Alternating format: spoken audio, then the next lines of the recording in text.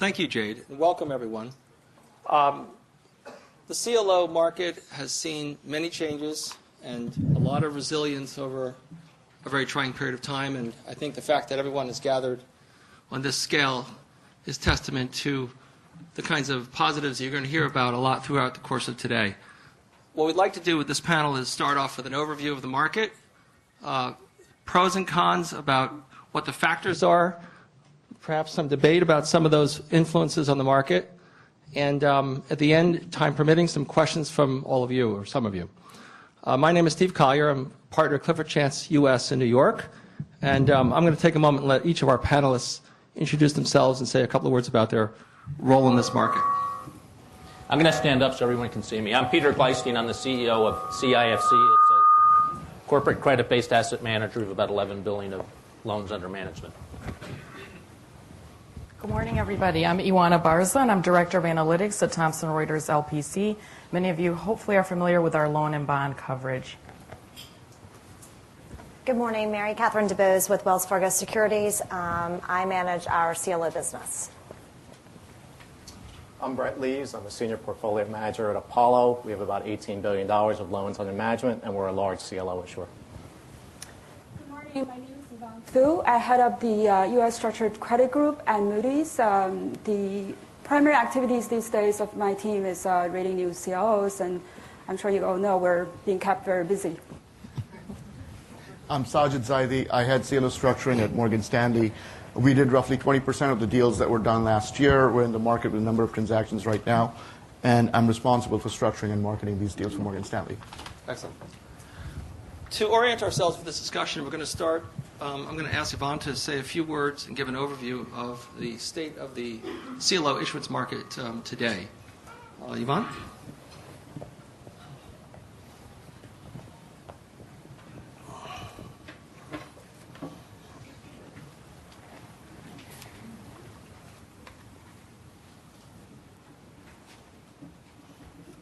Thank you, everybody. Before I started talking about the new issuance market, I thought it would be interesting to do a recap of how CLO performed in the most recent credit crisis. I'm going to quickly go through a few charts and some data to see how the CLO performed in a pretty stressful credit cycle. I'll start with this chart, which shows the historical non-investment grade default rate, which is one of the key drivers behind the CLO performance. As you can see, there are two peaks of this chart, which correspond to the two credit cycles the U.S. corporate market have experienced in the last close to 20-year period, one being the early 2001 and one being the 08-09 one. As you can see from this chart, non-investment grade default rate hit a peak of over 14% in 2009, making the most recent cycle worse than the early 2000 downturn, at least in terms of the magnitude of the peak default rate. As an asset class, CLO withstood the test of this fairly severe credit cycle and performed as expected. This next slide contains two charts that demonstrated visually the path for an average CLO from stress to recovery during the most recent credit cycle. The two key parameters in the CLO deal, one being the credit quality, one being the over-collateralization cushion, have changed over the 2008 to 2011 period, if you look at an average CLO. This chart is based on the average weighted average rating factor and the senior OC of over 500 US CLOs. As you can see from the chart on the right, which is the OC level, and the chart on the left is the weighted average rating factor, both parameters deteriorated fairly significantly over the 08-09 period and then recovered quite nicely as well, pretty much back to the pre-08 level. If you recall, in addition to the spike in default rate, which is talked about, the leveraged loan price index dropped to the 60s in the late 08 and early 09 period. Despite all of these challenges, the cash flow structure really held up. There's been no systematic EODs or liquidations of CLOs. And if you look at the rating metrics, 86% of originally AAA rated tranches who have either returned or retained its AAA rating. The next slide contains a comparison of loss rates for CLOs versus other CDOs. As the opening remark mentioned, the CDO is a dirty word. But if you look at this slide, there's really a difference between the CLO performance and the rest of the CDO class. These numbers are published by Moody's in a quarterly structured finance performance update. And these are average numbers for CLOs and other CDOs over 1993 to the present period. Note that the definition of loss rate here is a little bit different than the more straightforward definition of interest and principal shortfall after a deal is ended. Given the long expected life of structured instrument, when we tally up the losses, certain assumptions were made about deals that are still outstanding but deteriorated materially. So the losses here include impairments events such as downgrading to CACCs. But if you just focus on the relative performance between CLOs and other CDO types, clearly there's a pretty drastic difference. If you look at the 1-year loss rate for CLOs, is 27 basis point versus the rest of the CDO is 10.72%. And the same type of comparison you can make for investment grade losses, the tranches rated investment grade. It's a similar type of magnitude. These are set of pretty compelling numbers that demonstrated that not all CDOs are created equal. And the fundamental of the collateral supporting strategies and structure really matters.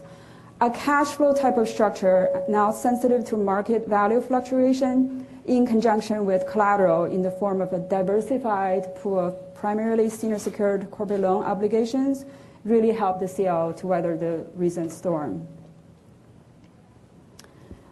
Switching gear a little bit, this next slide contains the end of reinvestment period schedule for existing CLOs. 2012 has been a year where you see significant number of CLOs and its reinvestment period. If you look forward to 2013 and 2014, more CLOs will actually end its reinvestment period. There's been a lot of discussions about leveraged loan maturity walls and how the walls being pushed back further compared to the schedule that people were originally thinking. If you look at this chart, right before the leveraged loan maturity wall hit, I think the current estimation is somewhere around 2014 to 2016. Majority of the existing CLOs will enter into amortization period. Granted, many CLOs could still have the ability to reinvest post-reinvestment period, but you definitely expect a materially reduced CLO investment capacity. I think it will be very interesting to see in terms of the void left by the CLO ending reinvestment period, whether it's the new issuance market will catch up to fill that void or alternative financing sources will come into play. I'm going to turn it over back to Steve.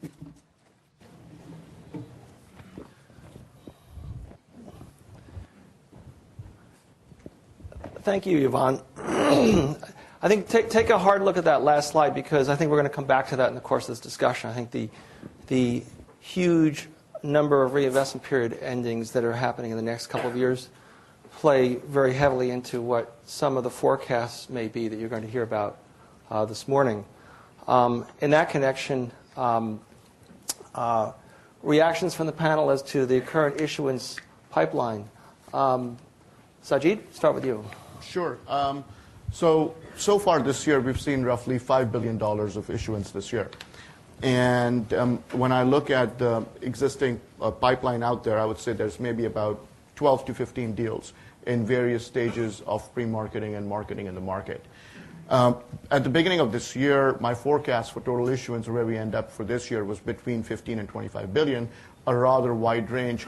I think we feel pretty comfortable that we're going to end somewhere between the 20 and 25 billion now. And if AAAs help a little bit and come down by 10 or 15 basis points, I think there's upside from there. What's important to note is, as you see on this chart, this year, roughly $90 billion of CLOs are getting to the end of their reinvestment period. So even if we did $30 billion of new issuance, that would only be a third of the replenishment of the loss of investment capacity in the loan market from CLOs. And I think that's a pretty important point. And it creates a situation where if you look at the maturity profile of the underlying loan market, where a lot of the loans are actually maturing in 2015 and 2016, you really need to think about the dynamics of how demand and supply is going to play in the loan market and how this end of reinvestment in existing deals will play into that. And I think you can come to a conclusion that it has very positive impact in terms of spreads for the loan market. Mary Katherine, do you have anything to add to that? Clearly, the reinvestment period cycle is going to be a big factor, it seems. In terms of underlying leveraged lending market forces and the traffic of new origination in that primary market, your thoughts? Yeah, no, I tend to agree. I think ultimately the crisis that we saw in the late summer fed to a very slow beginning of pipeline for the beginning of calendar 2012. Obviously, those deals should have been in the works and beginning to build the M&A volume that would have allowed us to have a bit of a robust primary calendar for 2012. I think, again, the maturity wall, assets needing refinance opportunities, and then the end of the reinvestment period is going to continue to provide an attractive leveraged loan market. And when we talk about attractive and working in the CLO structure where we can meet all of the needs of obviously managers, debt, and equity, which is quite important. I think we'll talk about it a little bit more today, but I think that also may provide an opportunity for warehouse financing to be a bit more important and a bit more additive in the overall process as we think about using the primary market versus possibly only the secondary market, which has been, I would argue, the responsible for the $5 billion that's been issued year to date. And we're going to come back to that. Mary Katherine, referring to the broader financing of leveraged loan product that is happening outside what we'll call the term CLO market itself, which is an important widening of some of the activity that we're seeing, and we're going to come back to that in the course of our discussion. But to dig down a little bit further into the CLOs, after all, they're a secondary market product. They really are kind of a repack of sorts. Ioana, what is in the CLOs? Can you give us a little bit of granular color on what we're finding in terms of the corpus of these vehicles? Maybe say a few words about that and run us through that, because that gives us some orientation further at a deeper level. Sure. Good morning, everybody. So what we want to do is just spend a few minutes talking about what is in these CLOs, what's in these vehicles. And we thought it made sense to just go through a few slides and show you a couple of things. We could probably talk about this for a couple of hours. There are a lot of ways to look at this data, but we just chose a few quick parameters that we'll share with you. Okay, so while we're switching slides, just to tell you where this is coming from, at LPC we have a database called LPC Collateral. And in that database, we're collecting about 850 CLOs globally. And a lot of the data that I'm going to show you comes from that. About 600 or maybe 630 of those CLOs are U.S.-based CLOs. That's what I'll focus on. We also have about 50 to 60 middle market CLOs in there. Now, in terms of how much are they holding in loan assets, these 600 plus U.S. CLOs that I'm going to talk about are holding about $250 billion in loan assets right now. And obviously we talked about the end of the reinvestment period, but right now there's about $250 billion there. In terms of the cash holdings, about 3.5% of that is cash. So it's not currently invested in loans. Now, the first slide is just to give you an idea, distribution of the CLOs by vintage year. So when we talk about these 630 roughly U.S. CLOs, what are the vintage years? This should not be surprising to anybody, but just to lay out the framework, The bulk of these CLOs obviously were issued in 2006 and 2007. Then we saw a drop-off. Clearly now we're talking about a pickup in CLO issuance. So that's where the data is really concentrated when you think about these 630 U.S. CLOs. And then we also looked at them as pre-crisis and then CLO 2.0. So CLO 2.0 being the CLOs that have come out more recently. Obviously, there are a lot of differences, and we're going to talk about that throughout the day today. What does the 2.0 generation look like compared to the pre-crisis CLOs? So what we're looking at here is the maturity wall for the underlying loans. So the loans that these CLOs are holding, when are they coming due? And you see that on the x-axis, 2012, 2013, and so on. And we did two distributions. First, the pre-crisis is in orange, so those are obviously the bulk of the CLOs that are currently still in their reinvestment periods. And then the CLOs 2.0, which is the more recent vintage. So if we look at this, we see a couple of things. About 20% of the loan holdings are coming due in 2014, and this is somewhat similar in both generations of the CLOs in the entire sample. Now, as we jump to 2016 to 2018, that's where you really see the peak. That's when most of the loans are coming due. We've obviously had a lot of amend-extend activity over the past few years as issuers have pursued extensions and refinancings to push out their maturity. So it shouldn't be surprising the underlying loans, many of them are coming due between 2016 and 2018. For the pre-crisis CLOs, it's 57%. For the post-crisis CLOs, it jumps to about 65% of the loans, again, coming due between 2016 and 2018.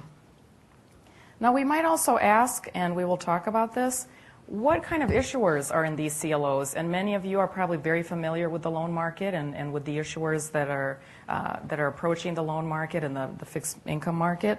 But just on the left side, I just threw a bunch of names in there, some of the more widely held names across the CLOs. And you can see that on the left, there are a lot of household names that many people would recognize that are held by these CLOs. There's thousands and thousands of issuers that are supported by this vehicle. And then on the right, we looked by sector. And there's basically any sector that you can imagine, issuers that are funding themselves in the loan market and that are represented in these CLOs. And what you really see here on this chart on the right is that no one sector dominates. So it's not that, all CLOs have 80% of assets in telecom or something like that. The top sector is healthcare and education, and even that is barely over 10%. So it's very, very widely diversified in terms of the underlying collateral. And just one last thing, again, we could look at this in so many different ways. There are 250 billion of assets in there to look at. But one last note, just to help kick off our discussion, we looked at the average bid levels for the loan holdings in these CLOs, and again, looking at pre- and post-crisis. You can see that the average bid did decline in the CLOs, reflecting what happened in the loan market. So in early August, we had a big sell-off in the loan market. It wasn't a ton of volume, but it was really reacting to what was going on outside in the credit markets. We're very shaken up in early August. We had the debt ceiling issue. We had the downgrade of U.S. corporate debt. So there are a lot of issues going on at the time. You can see now loan bids have recovered within CLOs.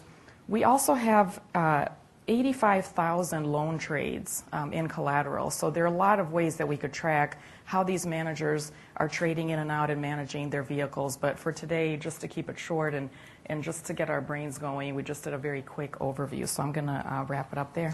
Thank you.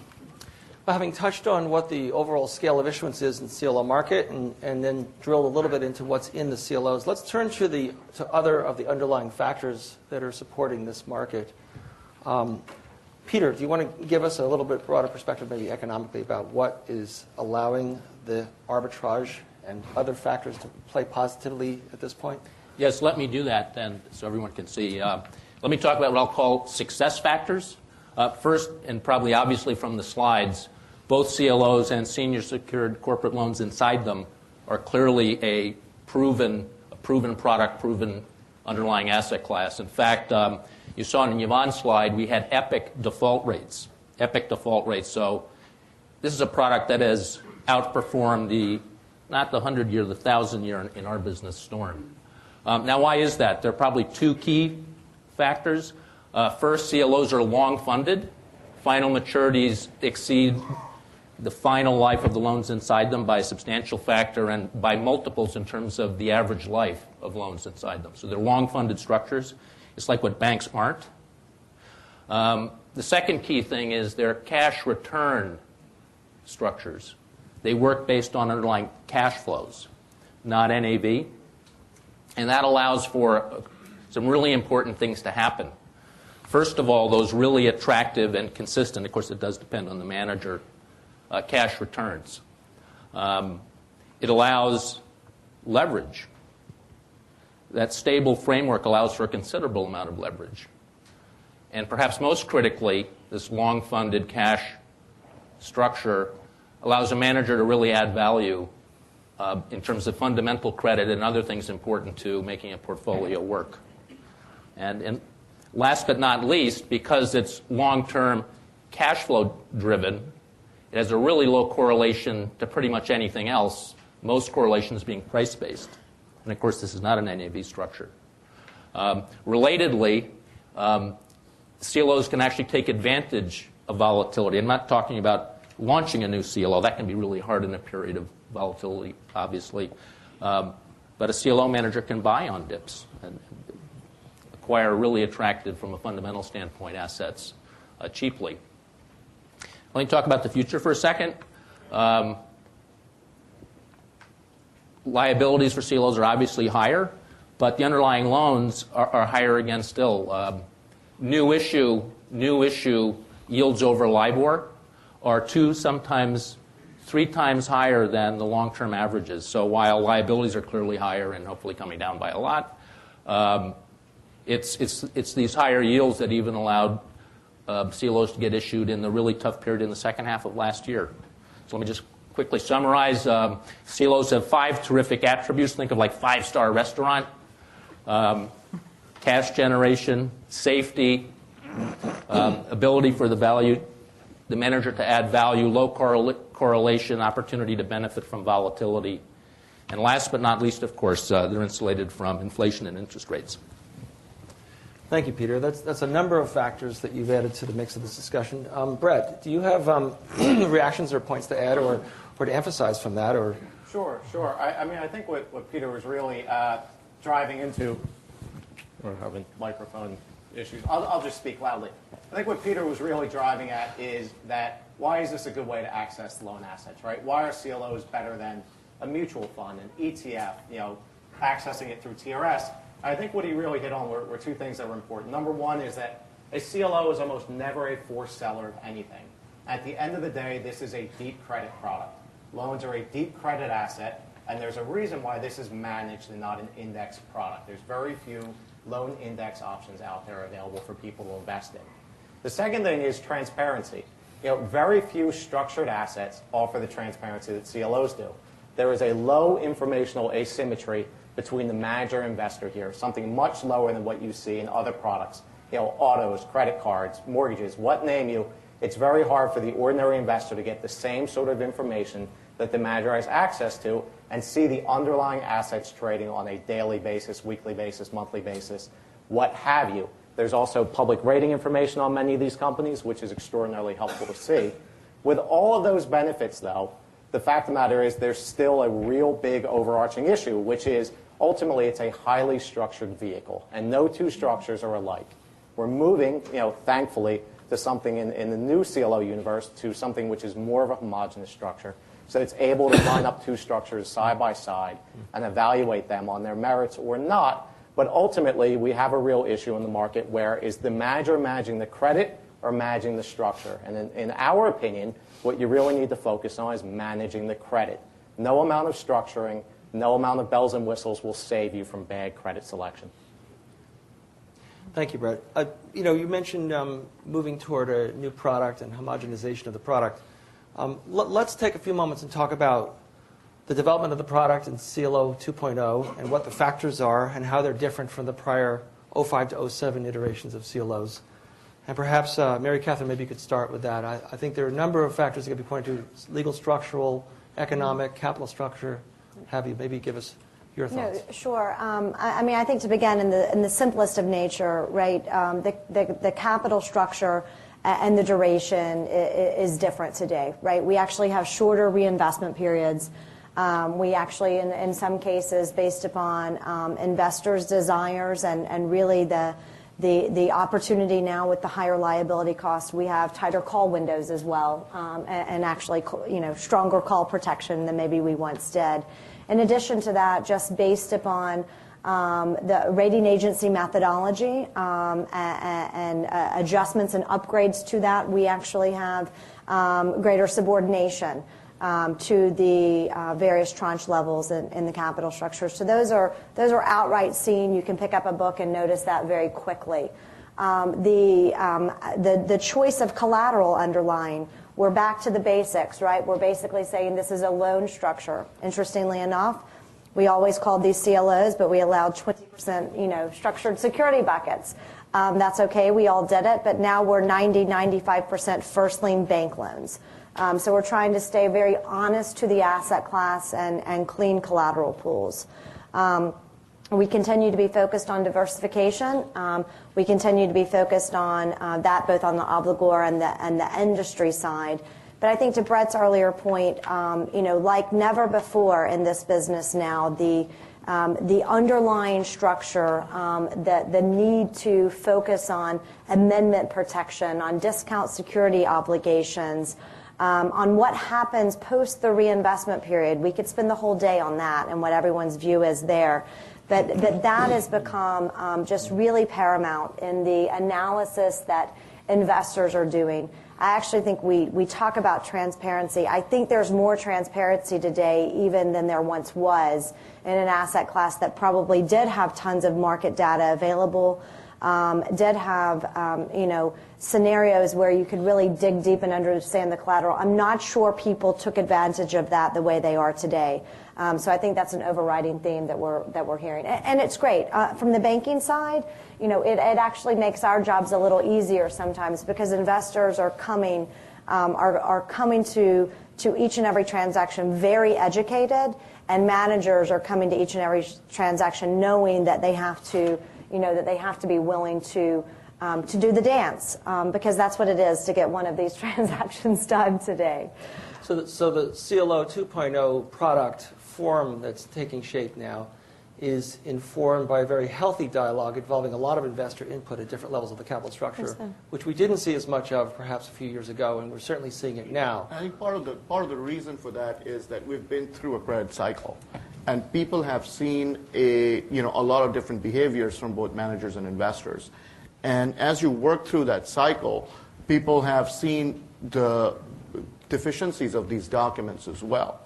And what is happening now is through a process of evolution, we're fixing some of the deficiencies in the documents, whether they be in how a trading plan works, for example, or whether you can cancel your notes or not, or what do you do with an amend and extend. I mean, 6 years ago, in 2006, when we're doing these deals, we didn't even know that it was possible to do a cashless amendment because no one had done that before. So I think what is happening is through a process of evolution, the documents are becoming clearer. And that's good for both managers and investors, both debt and equity, because it creates a more stable market. The other thing I want to point out that it's different in terms of the collateral between the deals that are being done now versus the legacy deals out there is that because of the longer reinvestment periods and because of the longer weighted average life tests in the deals that are being put together, you can put longer dated assets in these deals. And it goes back to the chart that Ioana put together, which shows you that the maturity profile of the loan assets in the new CLOs is longer than the ones in the legacy CLOs. And I think that trend will increase as assets refinance. So just to put a quick number on it, a lot of the yield in the loan asset class right now is coming from LIBOR floors. On average, there's about 1.3% LIBOR floor on the loans that we see that are being included in these deals. In a new deal, you've got roughly 75 to 80% of the collateral with LIBOR floors. In the legacy deals, that number's close to 40%. So you're getting significant yield pickup on the collateral in new CLOs from a higher proportion of LIBOR floor assets. And the reason why the new deals can have that is because they have longer maturities and longer weighted average life tests. So just wanted to add those couple of points, which I think are pretty important as you look at the differences between the old and the new. One of the interesting points is that while investors have been much more vigilant to look at the terms, specific terms, look at documents, comment, et cetera, they have been willing to accept some of the increases in flexibility in the structure that were absent prior. For example, the ability to refinance class by class, Right. the ability to have an express terms of a cleanup call. Some things that were clumsily inflexible in the past that kind of became obvious over time created incentives for the equity and the managers to have a little bit more flexibilities built into the structures, and the investors have, although very cautious, have been willing to accept these features because in the last few years with the economic strains, it's proven that some of these things are quite valuable to have, and that as long as there's checks and balances in the system, the product's going to be a better product for having these flexibilities built in. And I would add to that, I completely agree with you, Stephen, but what I'd like to add is that I think people have also seen that managers have added value with trading, right? So if you look at the existing deals, I would say most of the better deals have as much OC or par today as they did the day they were structured. And that's the consequence not just of the fact that there's been no defaults in these vehicles. There have been some. There have been par losses because of that. But the reinvestment opportunity and the way the managers have reinvested, the proceeds that come from prepayments and other sources and sales has really made up for that loss. So originally people thought that par in these deals will decline over time, but in many deals it has not been the case, and investors are increasingly willing to give that flexibility. And that goes to the point that Mary Katherine was making, that there's always this dance of balancing the needs of the debt, the equity, and the manager. And I think on many critical points, like the ability to reinvest during the reinvestment period, how you should handle things like prepayments after the end of the reinvestment period, we're starting to see a market norm emerge, and obviously that creates a very healthy market. Yes, thank you. Peter? Yes, I wanted to just add one to a key comment about that OC cushions resemble original ones. That crystallizes two really key points. That the structures really work, because a lot of that's because of interest aversion, because those OC actually got breached. So the structures cured themselves, number one. Number two, there are also managers who didn't have OC breaches and maybe not have exactly the same levels, but through active management actually did the job that they were supposed to do. So it really puts a spotlight on a really key fact and why this is such a safe, durable, and attractive. It's a structure that works and allows a manager to really differentiate itself. Thank you. We're going to come back to the role of the manager in a few moments, but before we do that, perhaps we could take a moment and talk about, well, warehousing is probably a misnomer now because it's probably too narrow a connotation, but the concept of financing portfolio accumulations, one-on-one type financing arrangements that are set up, established with the notion that there'll be term out in the form of a more widely marketed CLO execution. Mary Katherine, maybe you could give a comment on that, because there's clearly changes in that end of the market. Mm-hmm. Clearly seems to be a healthy broadening of some of the financing alternatives for some of the managers.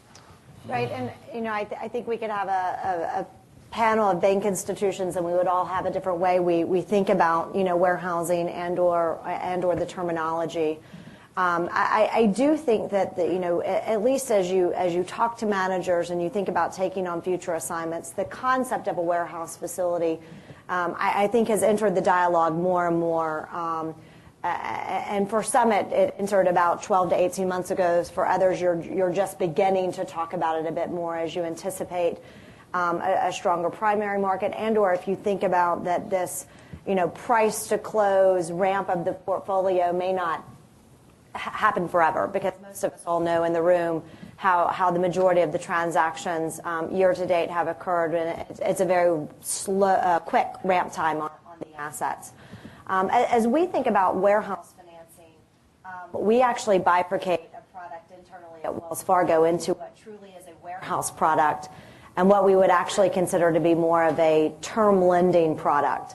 And some in the press or others have actually called this a private CLO, and that's fine. But in reality, we laughed yesterday that aren't all these private CLOs, given we executed the 144A market. But I'll break it down in two pieces. As we think about the warehouse facility that we provide and have in many transactions, We know it needs flexibility of leverage and pricing on the front end to really build that ramp and create an asset pool that can go into the CLO on somewhat of a small amount of equity, right? We're not going to raise the entire amount day one. In addition to that, to bring and incent that first loss, which most all warehouse facilities do require today, very different than our 05 through 07 timeframe, we actually need some duration attached to that. So we don't wake up and suggest that a warehouse facility may go away when you're out or 6 months out if the CLO doesn't occur. So we actually tack on a couple more years to that to create more of like a 3-year product. And again, I think that is where we are looking for, first lien loan assets, very clean portfolios to begin the underlying transaction. A counter product to that for our balance sheet, and I think we're seeing this across the board, and we definitely did during the downturn when the new issue market was not as prevalent, is more of just a lending product on the balance sheet of a bank. And it may be an insurance company for that matter as well. But it really is oftentimes allows possibly a manager to look at this as an alternative product to their CLO book of business or their CLO assets under management. It may be leveraged for a separate account. It may be leveraged for a targeted, concentrated portfolio strategy where someone has, again, fundamental credit conviction around certain assets, and it may be a 20 to 25 underlying obligor portfolio. So I do think that, again, it's all going back to using the structure that we've talked about today that works, using the techniques that we've talked about today that work, allowing the flexibility of the manager, right? So giving trading capabilities, giving management capabilities, such that we're not taking a good thing and making it broken, if you will. Yes, and I think the key that you mentioned is the separation of the CLO, execution of a CLO transaction, the separation of that occurrence from the tenor of the financing. And when the financing is going to go longer than that and transcend that and go on even whether or not there's an execution or even after there's an execution on some revolving funding basis, it's a different product. It's more of a real lender-borrower relationship that's being established than being a financing adjunct for ramp-up of a term deal in the capital markets. Exactly. Which means it's a much broader product. Bret, you've seen this from your perspective, a consumer of these kind of widened product offerings. What is your view? Because a lot could be said about this, I think. Sure. I mean, look, I think a lot of nice things have been said about CLOs here, and especially the new CLO. And it's no secret that I'm a huge fan of them. But there's a lot of things that are also different, and one of them is the accumulation of collateral. On any given day, I could probably call up 6 banks and have a line in place, within 24 hours, whether it's TRS, bespoke financing, some other form of leverage, to start accumulating collateral. But what that requires is capital. And it also requires patience to put together a portfolio over a course of time that really resembles something that you want to term finance for a number of years. Fact of it is that new issue CLOs are issued wide to where secondary trades. There's a rel-val gap between primary and secondary. And even though loans are wider than they were historically, as Peter correctly pointed out, the fact of it is, if you're competing with another CLO that has a cost of financing 1/3 of what you have today, they can afford to pay up for those loans. If you're not careful about the way you ramp, the ARB is extremely fickle, and it could push you to make decisions that, while you may be able to justify them, are probably suboptimal in the long term. In other words, you're buried in the collateral that you either overpaid for, was riskier than maybe you would have preferred otherwise, or something that, had you had the foresight and more time, you would have constructed the pool differently, especially as you move into a downturn when the CLO is giving you par credit and you're very loath to sell something at a loss and take the take the hickey in your test. So, warehousing, while very available, is something that people just still aren't accessing, in my opinion, to the fullest extent that they should. And even our discussions with Morgan Stanley and others, I think all of the banks are starting to come to this realization: how do we bridge the gap from risk departments requiring a whole lot of collateral, even more than there would be in the CLO, to what we used to have, which is nobody putting up any money, and there being a real asymmetry between the risk profile of the bank and the CLO investor. I think some moderate amount of collateral accumulation before the deal comes into play really gives you a sense of how the manager will act, gives you a sense of what they're looking for buying, gives you a sense of how they view this market, what collateral is attractive to them, and gives you a sense of whether or not you're truly aligned in the structure. So, we are going to continue to focus on warehouse as an important component of this.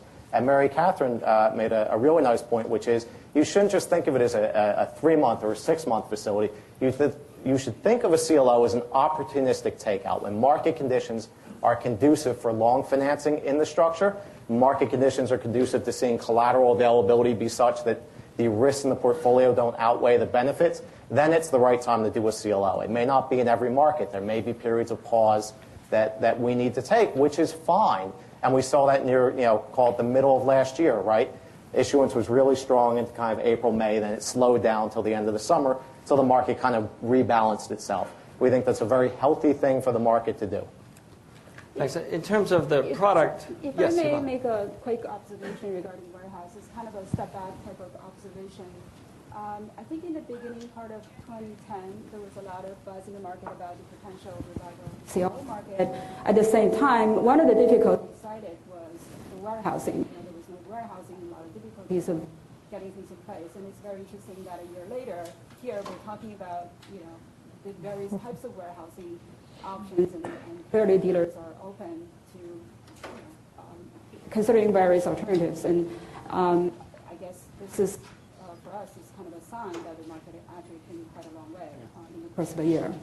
So I have one quick comment on the same topic as well. This is actually one of the most important parts. We've talked a lot about liabilities. I think the asset acquisition is equally important, if not more important. And we did a number of transactions last year. We did deals both which had long-dated warehouses, 6 months maybe, even longer, and we did deals where the collateral was bought in 2 days. And we very closely monitored how the collateral was ramped up, how the first period coupons came in on each and every one of our deals. And I'm happy to point out and happy to share the data with people if they want to follow up with me that on every single one of our deals, the actual first period coupon was better than what we projected. The wharf was lower. The spread, all the tests were met better than what we told investors. So the managers did a great job ramping deals both with a longer dated warehouse as well as the shorter dated kind of 2-day let me buy the portfolio kind of a ramp. However, with that said, the one deal that really stood out amongst the 5 that we did last year was one that had a 6-month warehouse. So we're clearly, I think, having a longer dated warehouse produces better returns, but we've been able to get to required return for investors in both fashion. Thanks. I'll just add for completeness in terms of the warehousing, the whole area of warehouse finance, if that's the right title still, and the broader product development. There's clearly an overhang of the legal regulatory environment and what's going to happen. I think there'll be discussion about that in the course of the day on other panels in more detail. The main issues of regulatory question have been out there now for 6 months to a year or longer. And the answers to those questions today are not much clearer than they were some months ago. So we won't spend too much time, but the issue of risk retention, the issue of the tax rules under FATCA, the issue of the Volcker rule, this conflict of interest rules. There are other impacts that may pose some threats to the market. No vibrant market is without some potential threats, and this is a case where there's that existing here. I would say that the term CLO product has not to date reflected very much decision-making in regards to these regulatory questions because there just aren't enough answers. But I would say on the warehousing front, in terms of these interim financings, there's a whole panoply of structural questions that are being addressed in how these facilities are structured, primarily because the financiers themselves are having to make judgments and decisions internally about how they're going to book them, how they're going to treat them, and what the best execution is for them as financial institutions in light of the overhang of the potential of the pending regulatory changes, whatever they might be. So I think that'll be something that will be returned to in the course of the day, but I think we would be, for completeness sake, we must mention the regulatory issues that are out there that will have some influence or perhaps quite a bit of influence on all of this. I think with that, we'd like to turn next to the role of the portfolio manager. Come back to that for a moment and say a few words about that. There's been conjecture over the years about how important the collateral manager, portfolio manager really is in these managed products, given the tight structures that they have. There have been informal discussion. There have been even formal pronouncements coming from rating agencies and others about, just how important the manager function really has been. So perhaps Peter, Bret, maybe have your views on that. I think your unbiased judgment. Who said we're not opinionated? Two big points I would make. One, CLOs are not an autopilot product. There's thousands and thousands of loans out there.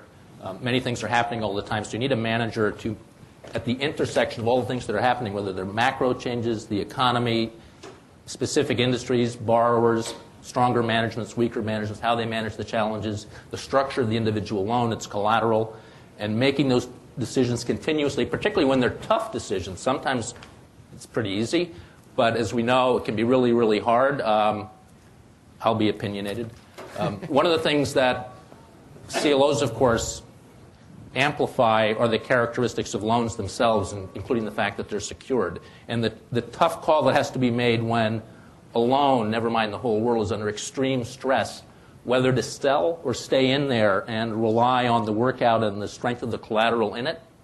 So the opinion part is sometimes we see people selling loans quickly, or as opposed to really relying on the fundamental characteristics of the loan and the collateral. So I would say sometimes it could be you're in really stormy seas and a ship's tossing in it, and some people jump overboard, but before doing it, they take their life jacket off. I'm emphasizing the role of collateral and how important it can be and what makes this whole thing work. The other thing I would mention is manager attributes. There are probably three main ones. Quantitative, the numbers. Judgment, credit fundamentals, and that being one and the same. And then valuation, making the decision about is the loan fairly valued, are there opportunities, can you arbitrage the market, and it's the combination of all of those three. Some are more one than the other, but I think a really strong manager is excellent at all three. Thank you. Bret, you mentioned before the notion of managing to the structure as opposed to managing to the credits. Maybe you could expound about it a little bit and say give Ed your thoughts about the management. Sure. I like what Peter said. When you buy a CLO, what are you really buying at the end of the day? One of my competitors says this all the time. You're buying the manager, and I couldn't agree with that more. You're ultimately buying the manager. The structure you'll know. You'll see what it can buy, what it can't buy. But within that, there's an enormous degree of latitude and flexibility in what the manager can do.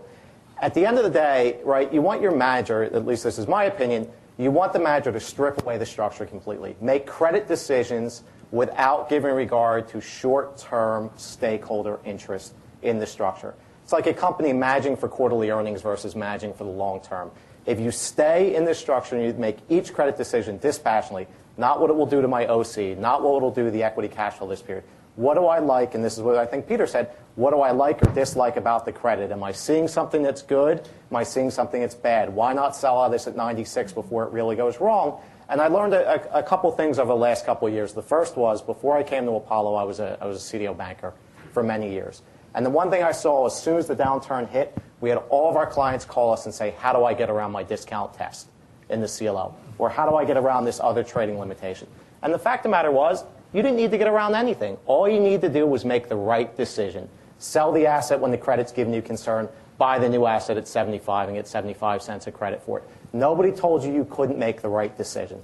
The second thing I've learned, and this is probably even more important, is there's a lot of manager consolidation going on, which I'm sure we'll talk to in a little bit. And what you see when you talk to CLO managers out there, especially ones that don't run diversified platforms, don't have other businesses, whether credit opportunity funds, retail funds, separate accounts, what have you, is the CLO math begins to predominate the way they think. Again, they stop thinking about credit the way they would if they just ran an unlevered or separate account. What would happen if my investor could pull the money tomorrow? Would I have made the right decision to sell an asset?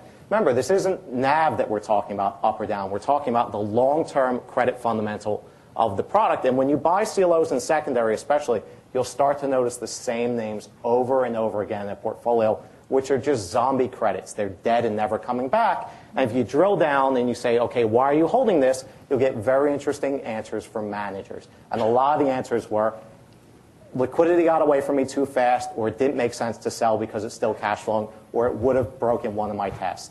None of those are appropriate answers as far as I'm concerned. So, I think the manager is vitally important. I think there's a lot of top-notch great managers out there. This wasn't meant to demean or impugn anybody, but I do think that the structure can skew your view in a way that ultimately you're not doing a service to all of your investors. Thank you. Yvonne, your observations, do you see what Bret is describing, and do you see it on any particular scale, or do you have an ability to comment on how much from the surveillance and everything else that Moody's would do? Does it inform you to give you any opinion on that as to how much of that there is? Yeah, I think I agree that in a CLO deal, the manager matters. When we rate a CLO, we want to make sure the manager is as aggressive, manage credit, and that's the most important thing. You want to make sure the manager has the experience in the underlying leveraged loan space. And on top of that, they also need to be aware that they're not managing an unlevered fund, they're managing a CLO. There are structural issues and how the deal works. You need to be aware of that. So, after manager consolidation, the space is left with mostly fairly established, experienced large-scale managers. And I think that's what we're seeing. Thank you. And do you agree with that? Do you see from your knowledge of what's in the CLOs in terms of the credits? Yeah. So I just want to jump in there with collateral. So I mentioned the collateral database, and we have a lot of investors using it today. You can really run your own searches in there, and you can look by manager. So we have a pricing service where we look at the current prices on a day-to-day basis, and we match those up to all the underlying collateral. So it allows investors, it's just a way to bring more transparency to the market, which we've been talking about. It allows you to just go in there and do your own search by manager. You can look at all their vehicles and look at their trade history, look at where they traded relative to the market when they made those moves. And it's just another way to bring some transparency to what's happening to that collateral, how is it being managed, especially in relating it to the daily moves in secondary prices. So not only can you look at the wall and industries and sectors and how they're changing the makeup and look at if there's overweighted to any one particular sector, but you can also look at the trading activity. So it just allows you another way to look at managers by just looking at the data with more transparency. I was going to add the same thing, is that this is not a hedge fund, right? Every trade that a manager makes is reported on a monthly basis to investors. There's a report every month. Everyone gets to see all the purchases, all the sales, all the prices at which they bought and sold stuff. And when you're looking at new issue deals, you will get the opportunity to ask the manager, what did you buy? What did you sell? When did you trade out of this credit? Was it after it defaulted? Was it before? Was it 6 months before? Was it 3 months before? And these are the kind of, the wealth of information that's available to look at people's track record and make your mind up as to how they've performed and behaved and how they stack up versus everyone else. It's amazing as to how much information you can get in this product, unlike a hedge fund where, for example, you never get to see that. All you get to see is the 15% per annum or the negative 10% per annum, and not how you got to that number. Before we leave a discussion of the manager's role specifically, perhaps a comment on the wave of consolidation of managers and whether that's going to continue and at what pace. Bret, Peter, you've both had experience in your own organizations with that. Mary Katherine, maybe you can give a comment on whether you see in this market a continuing consolidation trend on CLO managers, whether that will subside, whether you think the smaller CLO managers will have an increasing profile in the robust market that we appear to be in, or whether the consolidations will continue, whether it will be, continue to be a very kind of more concentrated market. Yeah, I mean, we do tend to expect continuation of consolidation. I think some of the regulatory environment could shed further light on that as well as we think about risk retention and what that may require of a specific platform, or what it may require the platform to look like. I do think that we've seen the birth of some platforms in this environment, like Apollo as a leveraged loan CLO manager, even though they had a very large dominance in the leveraged loan space. You've seen some other private equity fund type, platforms also begin to acquire very long duration CLO managers, meaning the personnel, to build similar attributes and then possibly begin an acquisition strategy. And so we would expect there to be more of that on the horizon. I think Bret alluded and touched on a topic of multifaceted platforms, meaning something other than just a shop that is focused on a couple of CLOs under management, and being able to have other sources of income, management income, be it separate account, be it retail funds, what have you. And I do think the multifaceted scale and profile of a CLO manager is one interesting aspect to look at when you think about differentiating one from the other. Thank you. I think with as time continues to, perhaps a moment, Yvonne, if you want to highlight any rating criteria changes that are of particular note. It's an area where we haven't had time to focus much, but if there's anything particularly you think is worth highlighting in this discussion. The Moody's CLO rating approach, the analytical framework, has been in place since the early days of the CLO market, and it has been fairly. Hello.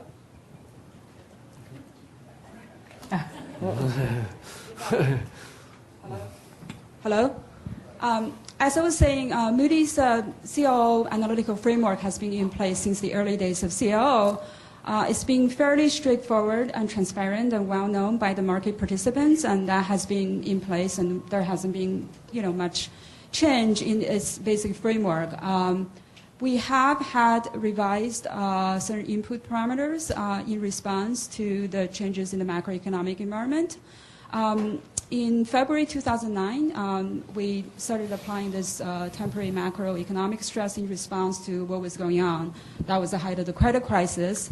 In 2011, in light of the improvement in the credit and economic environment, as well as our studying of 90 years of worth of default data and 20-plus years of leverage loan recovery data, we removed the macroeconomic stress and revised the default probability assumption as well as recovery assumption.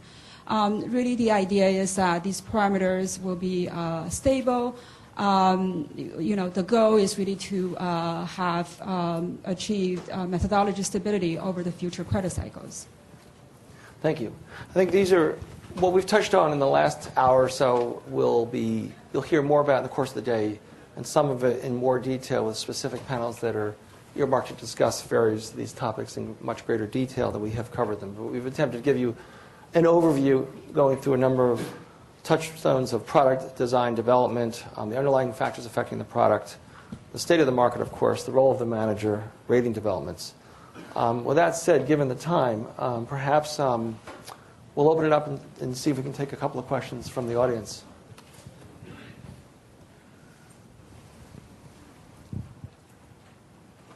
Anyone? Okay. Could I answer a question? Yes, yeah, absolutely. We'll go back to ourselves for questions. If someone asks, well, why is it so good, especially now, there's some really incredible attributes the CLOs have, especially for what many investors, especially those who are custodians in one way, shape, or another for future savings. Stable cash return of varying degrees depending on the manager's skill and capability of the manager. High safety. High safety. Transparency, as we heard, what's going on in there all the time. The benefits of taking advantage as opposed to being hammered by volatility and having low correlation. So it has what most, not all, but what most investors really need. So welcome to the CLO asset class. For our panel, anyone else? Question. Yes. Yes, sir. This is for Peter. So can you just wait for the mic? Yeah, all right, good wait. So, Peter, if things are getting a lot safer, where's the pension fund money? It's a really interesting question. I think everyone has a job to do in terms of education, understanding it. CLOs, there was so much leverage available before that it really didn't need to be marketed, proselytized. I think another big thing is we talked about the higher yields of underlying loans. Before it was an L plus at new issue. L was a lot higher. LIBOR was a lot higher, but it was at 2.5%, 3% yield to LIBOR at new issue. Without leverage, it just didn't have enough interest. It didn't have enough return. Now it does by itself without leverage. So it's a different asset class. But the big thing is those words, CLO, CDO, leverage loans. The whole perception around it is negative, and it really needs, that's why I said it really needs to be rethought. A challenge is going to be, while we have the great banks, we have great banks and bankers, the number of professionals in the industry, the kind of manufacturing, education side of the street is greatly reduced. So I think there's some challenges ahead, but it is a product whose time has come. If you remember back to Yvonne's slide, what we started with in terms of what the historical performance trajectory was for the CLO product specifically versus the broader CDO market, there couldn't be a starker contrast between what the CLOs have done, obviously what other CDOs have done more broadly. And that distinction has been obscured from time to time during the credit crisis. I think it's becoming clearer now where the CLO performance has been. With that, any other observations from our panelists before we close? Bret, anything else? I think the only thing I'd leave you with is, look out at the economic landscape right now. VIX is at a 5-year low. Bank stress tests came back, fairly positive. Coordinated central bank is just pumping money into the system, driving people to long duration risk. And when corporates are shoring up their balance sheet, capital markets are wide open, tail risk is diminishing. All those are great things. So when you look out there, right, what's really left in fixed income that has value? And I think the answer is CLOs are a pretty clear winner, right? Who doesn't like high front-end cash flows in double digits, from the equity? Or non-call floaters that trade cheap to the underlying loans themselves in CLO mezz. Or even CLO, seniors that trade cheap to investment grade and are very risk remote from a loss perspective and have duration to them. All these things are great and point in the rel val. And then when you line all that up against other ABS products, if you're going to go out on the liquidity spectrum a little bit and say, why are you getting compensated for that? CLO liquidities actually increased a fair bit. I think as I was talking to Sajid and some of the traders in Morgan Stanley about earlier. And when you layer all that together, you really end up with a very clear, if you're sold on the underlying asset class, you end up with a really clear relative value argument for why access it this way. Excellent. Great. Well, thank you very much, everyone. I think that time's up. Thank you.